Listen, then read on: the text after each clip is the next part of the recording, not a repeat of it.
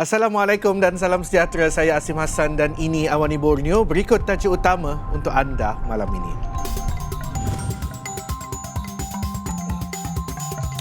Jadikan nilai perpaduan aset utama negara titah Al-Sultan Abdullah.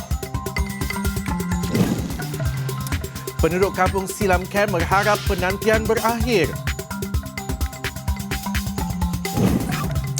Dun Sabah sah bentang RUU anti lompat parti.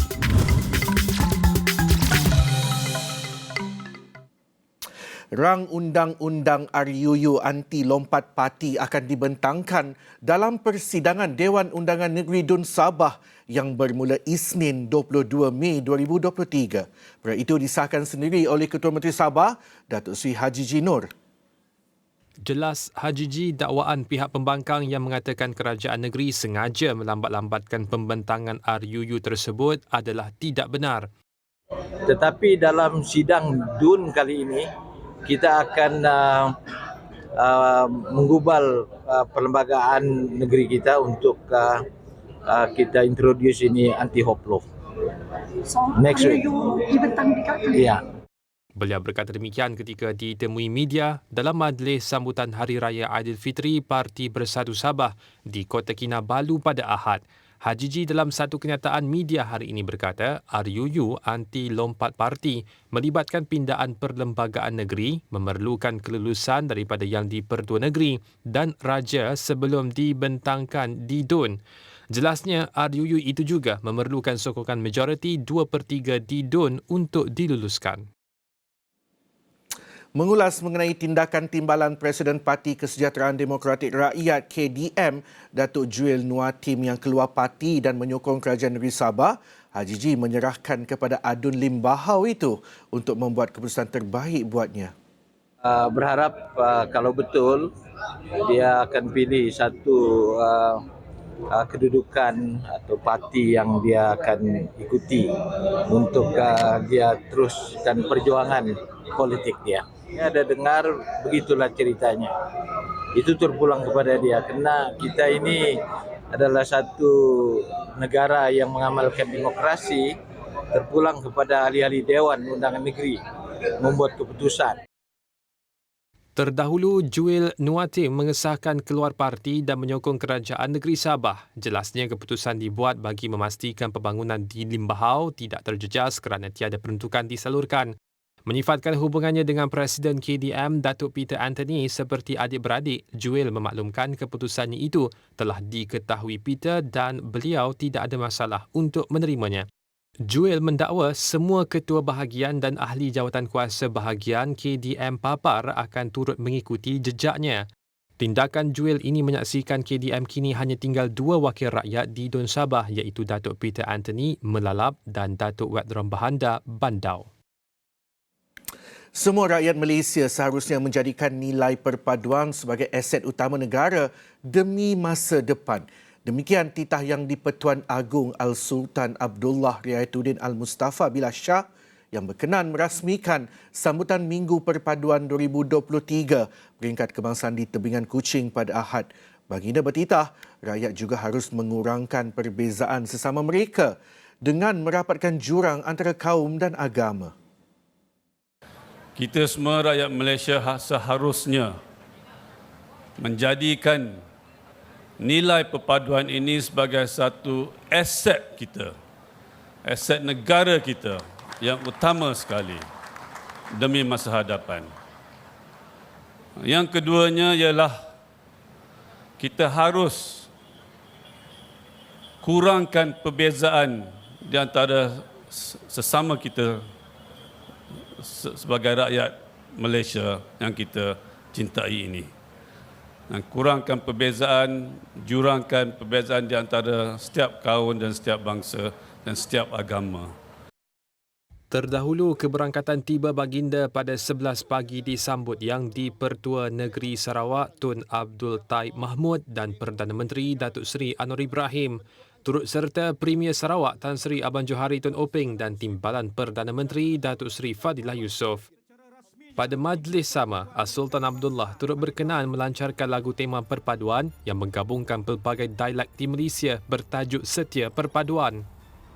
Bertemakan perpaduan dalam kepelbagaian, objektif utama penganjuran Minggu Perpaduan adalah untuk menyemarakkan semangat perpaduan serta menyebar pengetahuan, kefahaman dan penghayatan terhadap kepelbagaian adat serta budaya dalam masyarakat Malaysia. Terdahulu Menteri Perpaduan Negara Datuk Aaron Agu Dagang dalam ucapannya berkata, nilai perpaduan seharusnya menjadi cara hidup dan amalan semua. Selari dengan hasrat Perdana Menteri Datuk Seri Anwar Ibrahim dan Kerajaan Perpaduan, kementeriannya mengambil pendekatan menghasilkan kerangka madani berkonsepkan perpaduan dalam kepelbagaian. Ianya bukan rekayasa yang hanya indah di atas kertas dan bait lagu sahaja. Perpaduan adalah kesegaran dan nyalaan yang menguatkan seluruh rakyat Malaysia berkubal-kubal menjadi anak watan berjati diri terpuji. Presiden Parti Warisan Datuk Seri Muhammad Shafie Apdal berharap kerajaan segera menangani isu kekurangan doktor. Antara langkah yang mungkin boleh dipertimbangkan ialah menyerap sekitar 3,000 doktor kontrak yang ada ketika ini ke jawatan tetap. Jika itu tidak dilakukan, ia akan menjejaskan penduduk yang memerlukan khidmat perubatan terutama di pedalaman. Kalau ada sakit di Kunak ini, tidak ada hospital yang boleh mengubat mereka. Jantungnya kena dibawa lari. Di Tawau pun tidak boleh, di Kota Kinabalu. Di situ ada 2 pakar saja, doktor yang boleh bedah jantung saja. Di Tawau tidak ada, di Keningau tidak ada, di Kudat pun tidak ada. Ini perkara-perkara yang perlu kita peringatkan, yang perlu kita suarakan untuk kebaikan umat. Kerana saya tahu doktor-doktor ini menyelamatkan nyawa manusia, ya, dan boleh mengubat sakit-sakit yang ada. Sejak hampir 13 tahun lalu, Pasar Malam Kim Fung menjadi tumpuan penduduk di Batu Empat Sandakan. Dilancarkan pada November 2010, ia membuka peluang kepada penduduk setempat menceburi perniagaan sekaligus menggerakkan ekonomi setempat. Di Pasar Malam Kim Fung ini ada lebih 200 gerai menjual makanan dan beraneka jenis minuman, pakaian, hasil kraftangan dan macam-macam lagi. Saya rasa ia amat baiklah dan saya rasa dia membantu kepada peniaga-peniaga untuk menjana pendapatan, terutama sekali usahawan, dan di samping itu juga mereka boleh mencari keperluan, ya, seperti makanan, minuman, seperti pakaian juga, ya. Jadi saya rasa ini adalah yang terbaik untuk warga Sandakan. Sejak ada pasar minggu ni, kami yang bisnes ni semua senang cari side income lah, banyak membantu sama kami. Macam kami ada kafe, jadi kami dapat promote kami punya barang-barang di kafe lah. Selain pelbagai jenis jualan persembahan, pemuzik jalanan turut memberi halwa telinga kepada pengunjung. Okey, lagu-lagu yang kami sediakan campur, sama ada lagu-lagu klasik maupun juga lagu-lagu viral yang terkini, lagu-lagu lama, lagu-lagu rancak, English pun kami selitkan juga. Tidak lupa juga lagu-lagu yang dari seberang, lagu daripada Indonesia juga, Philippines pun kami pun turut menyampaikan lagu tersebutlah dengan menghiburkan lagi pengunjung-pengunjung di Pasar Malam Kim Fung ini. Bermula bulan ini, operasi Pasar Malam ini ditambah sehari lagi pada hari Ahad berbanding hanya pada Sabtu. Waktu operasi bermula 4 petang hingga 10 malam.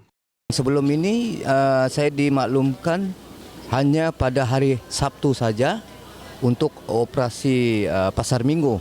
Tetapi pada hari ini saya melihat Pasar Malam atau dipanggil Pasar Minggu ini sehingga hari Ahad atau hari Minggu, iaitu 2 hari. Peniaga-peniaga pun boleh menambah pendapatan dari hasil niaga yang mereka niagakan. Sejak puluhan tahun lalu, sekitar 800 penduduk Kampung Silam Kem Lahadatu bergantung kepada bekas takungan air tinggalan syarikat pembalakan bagi mendapatkan bekalan air. Meskipun jarak kampung itu hanya 15 km dari Pekan Lahadatu, namun masih tiada sambungan paip air. Terpaksa menggunakan air takungan yang kualitinya diragui, kesihatan penduduk mungkin dalam risiko. Jelas Ketua Kampung Silam Camp Alfi Sigirah, punca air takungan yang digunakan penduduk sejak sekian lama adalah dari sumber yang tidak terawat. Ya, masalah kami di sini terutama air yang bersih lah. Ya, jadi kami ada 2 tempat air yang kami dapat di sini ni, yaitu Tasik yang dinamakan Tasik Tasik Buaya. Itu pun bahaya tempat tu kepada orang orang kampung. Air di sini keruh. Jadi kalau macam musim-musim hujan itu memang keruh lah, memang susah kita mau dapat air yang bersih lah. Ya, lagipun satu tidak ada rawatan air itu. Nah, jadi terpaksa kami pergi bandar ataupun pergi mana yang tempat ada air itu kami untuk memperoleh air yang bersih. Bagi mendapatkan sambungan air daripada takungan berkenaan, ada kos yang perlu ditanggung. Bukan murah, puluhan ribu yang terpaksa dibelanjakan penduduk untuk membeli paip saluran air. Kita tiada sumber air daripada kerajaan untuk air terawat, jadi terpaksa kita ambil inisiatif lah untuk supply air kita sendiri untuk kegunaan harian. Tapi kalau mengikut kos, kalau yang polypipe 3 inci ni, segulung 50 meter harga dia mencecah RM800. Kalau yang 3 inci ni kurang-kurangnya mau 24 gulung, 30 gulung. Ada juga yang sanggup berbelanja ratusan ringgit sebulan untuk membeli air botol untuk kegunaan memasak dan minum. Namun, sampai bila mereka mampu bertahan? Sebenarnya memang payahlah sebab macam kami ni peniaga kan, lagipun kami masak. Lepas tu memang susah mau dapatkan bekalan air lah. Sebabnya mau basuh pinggan pun kita macam rasa tidak selesa bah, sebab keperluan air ini macam kurang kan. Jadi terhad kita dapatkan air, apalagi air bersih ni. Mau buat minum pun payah. Terpaksa kami keluar beli air daripada luar untuk kami buat masak lah. Anggaran memang ada dalam, sebab kalau kami kan sebab pakai masak untuk air bersih dapat sebab kita buat minuman. Jadi mungkin dalam 300 adalah. Kemeriahan sambutan Pesta Keamatan dan Hari Gawai pada tahun ini sekali lagi dibawa Borneo Native Festival BNF ke Pasar Seni Kuala Lumpur. Program 3 hari berakhir Ahad itu dilihat beri peluang kepada pengunjung yang tidak pernah ke Sabah atau ke Sarawak merasai sendiri adat dan budaya masyarakat Borneo secara lebih dekat. So bila pelancong datang ke apa, dia rasa tertarik. Bukan setakat kita yang duduk semenanjung je tertarik nak pergi Sabah Sarawak, pelancong yang daripada negara lain pun tertarik nak pergi ke sana juga. Macam minuman dia, makanan dia, dari segi pakaian dia, pakaian dia unik. So bila kita tengok je sekali kita rasa macam wow, rasa macam nak pergi lah sana. Dapat tengok benda yang saya tak pernah tengok lah. Walaupun saya dah pernah pergi Sabah, tapi orang kata tak habis explore lagi lah. Sabah ni sebab dia besar, jadi bila datang sini tengok, ini daripada Sabah ke? Oh, baru tahu ini sebenarnya budaya Sabah Sarawak. Jadi keterujaan tu memang sangat-sangat seronok lah. Presiden Persatuan Suka Seni Rafi'i Syazwan Arpandi berkata, Borneo Native Festival yang diadakan itu adalah serampang dua mata. Sekali membawa kemeriahan suasana keamatan dan gawai, ia juga mempromosikan keunikan yang ada di kedua-dua negeri tersebut. So, saya rasa tidak ramai daripada saudara-saudara kita yang ada di Semenanjung untuk merasai pesta sebegini. Dan saya rasa logistik penerbangan itu mungkin adalah satu masalah bagi mereka. So apa yang kita try untuk sampaikan adalah bukan 100% tapi sedikit untuk merasakan pesta sedemikian di Kuala Lumpur.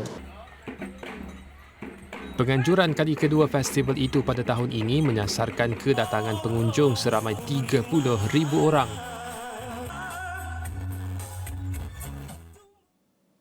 Baiklah, laporan itu mengakhiri Awani Borneo untuk hari ini. Saya Asim Hassan, salah hormat. Kita jumpa lagi.